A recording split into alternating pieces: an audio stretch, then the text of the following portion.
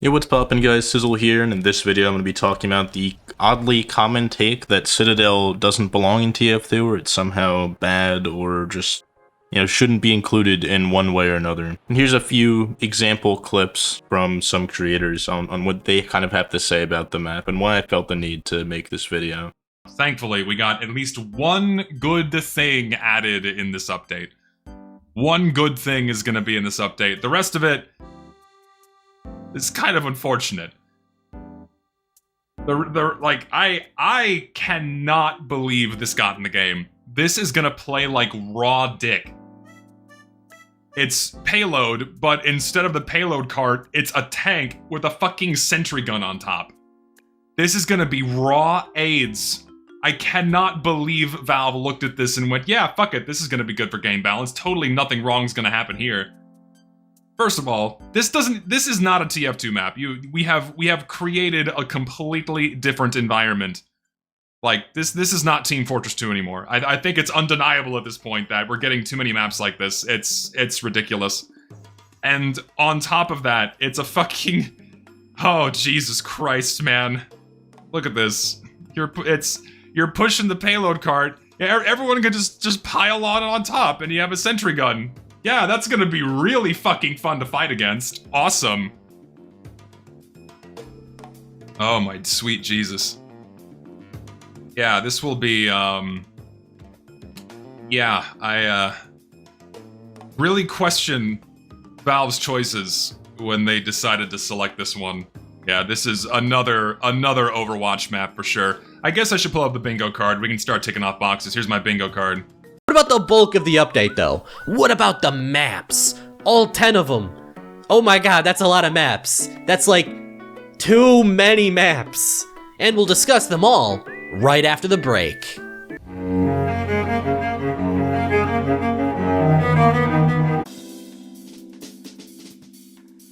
This map is unique in the fact that it is the only payload map in the game that lets you build on the cart. And not just one sentry gun. 3 sentry guns.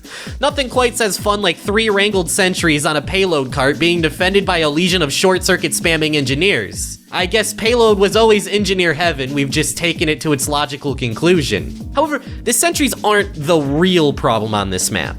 In fact, it can be pretty easy to take them down, because the map is so large and so open, you can snipe them down from wherever you want. And that is the real problem, because the sightlines on this map are unholy. Whenever I play sniper on this map, I feel downright satanic.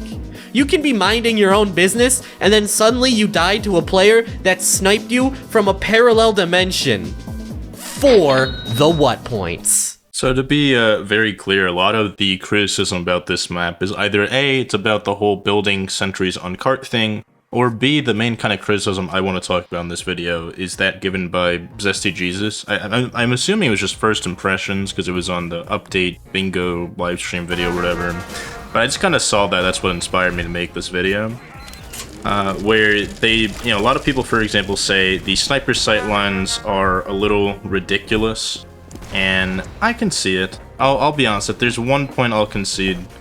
This definitely is a sniper advantage map, but I realistically think something like this, there's actually enough kind of flank routes and paths where generally, unless there's like 6 snipers and they're all really good, I don't think sniper is that much of a problem when it comes to this map.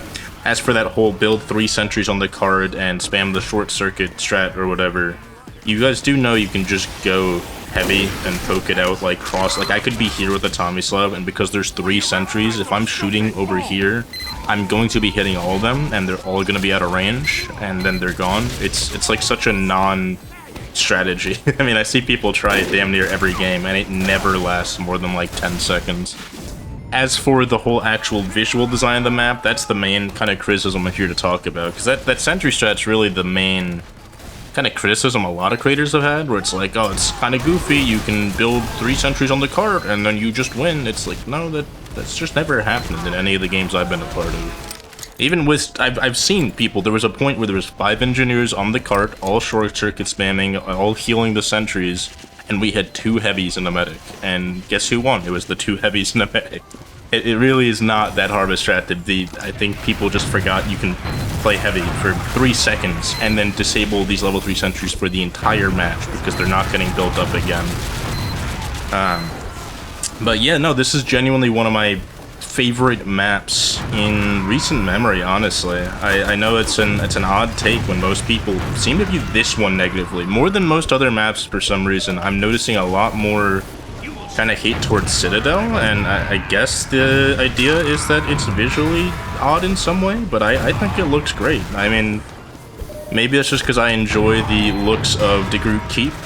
This definitely, obviously, is a castle-based map, shares a lot of that design. I think most of the texturing is completely fine, and a lot of the criticism was toward the more futuristic aspects, right? Mainly stuff like back here, right? This giant tower all the way at 3rd, with all of this crazy scientific stuff. But I feel like people are forgetting, you know, what game they're playing.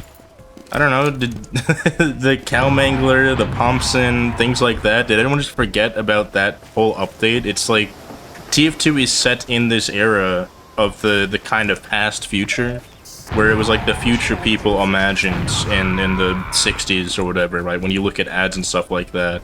And 99% of the map does not really have a lot of those aspects, right? You have stuff like satellite dishes, but they're included in a way where you almost like don't notice them 99% of the time. Like I'm looking for them right now, so I'm noticing them here. But on the whole, right, you don't notice a lot of the technological aspects until you get to Last, and Last is because this is the evil hidden laboratory with the giant experiment explosion, right? This is an out-of-place element, yes, but it kind of fits. It fits in this weird, it's a very weird mishmash that I think does very much fit the TF2 kind of styling. Like I said, it's like the Cow Mangler, the whole kind of Gorbachev update, right? Cow Mangler, Thompson, things like that. Stuff where it's like futuristic in the past. That's kind of what this map is all about. It's a combination of that with a very nice castle map. I love the texturing on this map. I love the design. Like, there's like 30 flank routes, but there's not so many flank routes that you're overwhelmed, but there's no flank routes like on a lot of other maps, like, you know, Dust Bowl, for example, where you literally just have one way everyone is forced to go and one flank path that everyone is staring at. Right, this has, pretty much in every spot on the map, there are 3 points in which you can traverse through the map, and it visually looks quite great. I feel like every class really has a spot or a place that they can shine here, which is all I think a TF2 map really has to do. It has to look visually nice, it has to, you know, play well with every class. There can't be like a dominant strategy, because there's definitely some maps, I mean, you know, people actually brought up Whatville as a comparison point, which I think is kind of insane. But when they were mentioning sniper sidelines, that was the comparison, but this is nowhere near that level. There's enough flank routes and cover that you can really get in on a sniper quite easily, especially if you just have one spy, you know, one scout running around the back or something like that. It's really not that hard to flank on that map, and that's something I very much appreciate. I love my flank routes, right? I love being able to go around the side and just do whatever I want to. And I feel like that map's genuinely really fun. It's really nicely balanced. I feel like on all points, at all times, most classes are completely not only viable but good. I never feel like, oh, I have to swap classes for 10 seconds because I'm on this part of the map or that. I don't think it doesn't fit the art style. I'd actually be more interested in understanding what Zesty Jesus and a lot of people were saying when they said it was like Fortnite-esque. I understand, obviously, there's futuristic aspects that look a bit different compared to a lot of other TF2 maps, but it's not so different that I think it really deserves that label. It's really, we're not going the full, you know, I think someone called it an Overwatch map as well. It's like, it's not so far gone. Maybe I'm biased because I've played a good bit of Overwatch. I don't really anymore because they kind of ruined the game I love. But that's a whole nother discussion for a whole nother day. But maybe I'm biased because I enjoy both games and I don't notice the difference as much, but I'd genuinely be curious how the Thompson 6000 fits the art style of the game, but Citadel doesn't. Like, how are they separate pieces? I don't think I've ever heard Zesty Jesus or anyone like that say the Thompson 6000 shouldn't be in the game because it doesn't fit the art style, because I think it very much does. Like, is it odd? Sure. But it's like, it's an odd that kind of works with everything, in my opinion. And that's all I really have to say on that. Let me know if you guys agree or disagree. I know it's a pretty short video, but it's just a quick rant. I'm genuinely just curious. Hopefully one of these people see it and we can have like a bit of a discussion, a back and forth. I'd be really interested in understanding what specifically, I mean, they're all pretty generic in a lot of their takes. Like, what specifically is wrong? What can we pinpoint that's different with the art style? Because I really felt like that map fit perfectly fine. There's a lot of other maps I can kind of agree with them on where it's like, no, this is overly done, overly cartoonish, overly out of place. But I thought Citadel was very tastefully done, very well designed as well. I really like, for the casual setting, the map design. Would I play competitive 6v6 on there? Probably not. But I don't think most of the people talking about this stuff have either played competitive or talk about competitive map design often on their channel, so I don't really think that's a point of contention. Obviously it doesn't look like this, right? It's not the same as a very standard old school TF2 map, but I do think it's, you know, the art style of the game has changed quite drastically, and while a lot of the hats are trying to change it even further, I don't think Citadel is really trying to push any boundaries. I think it's well within what the boundaries have been since like 2014 or something, right? Pretty much since the Invasion update, I think it's made sense to drop Citadel as a map, and I think people would have been more happy with it like 5 years ago, even as the identical map to how it is now. I'm just curious. I'm genuinely super curious. What do people hate about it super much? If people leave a bunch of comments on this video, I'll make a follow-up, but I'm assuming this will just be a one-off rant and just kind of something you can point back to if someone says, oh, you never said you liked Citadel before. No, like, it's actually, for me, it's a top 10 all-time map. I genuinely really enjoy my time every time I'm on that map. I always have a really fun time, and it always is a map that's going to be in my queue pool if it's available. I do kind of hope it gets available full year-round. I know for some reason a lot of people don't want that, but it's one of the few maps that I think really deserves that status. Definitely a lot more than a lot of the other maps that are available full year-round, like anything kind of pastime related. I think pastime is a mode that should just kind of be on community servers more than anything. I don't think I've seen anyone actually queue that up in forever. And I'm saying this as someone that's played pastime a good bit. I have like, well, not a good bit, but I've played it up more than a high majority of people. If I can find it, there's a medal, yeah, pastime federation participant. I did a pastime tournament and stuff, and I just don't think when I go hit find a game that we should see, first off, half the maps, but second off, manpower. Pastime does not need its own category.